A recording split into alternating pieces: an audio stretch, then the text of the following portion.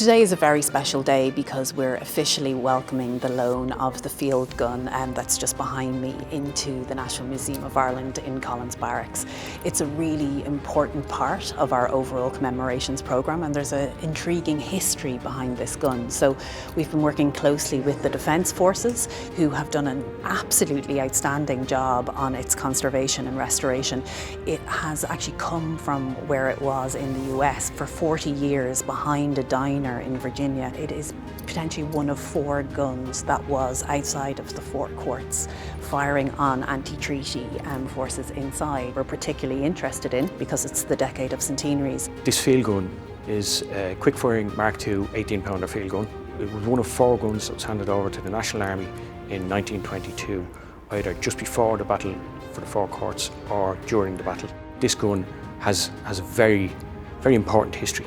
It was part of a huge shipment of weaponry that left Dublin port at the start of 1959. Over many years I'd become friendly with a colleague who worked for the US Marine Corps Museum. In 2015 he went to the Lazy Susan diner and found this particular gun. We'd seen some photographs of this artillery gun in an ivy patch. Once we saw the markings, the Irish Army markings on the breech, we knew straight away that this is one of the guns from Ireland. Went to the diner, which had closed down, and met the owner. He was very, very keen for us to have the gun, and he donated it to the Irish nation. So the return was handled by the logistics section of the Defence Forces, so they arranged for it to be brought back, and within 3 months it was back in Ireland. Had been outside for a long, long time, so it needed a lot of care to bring it back to the way it looks today.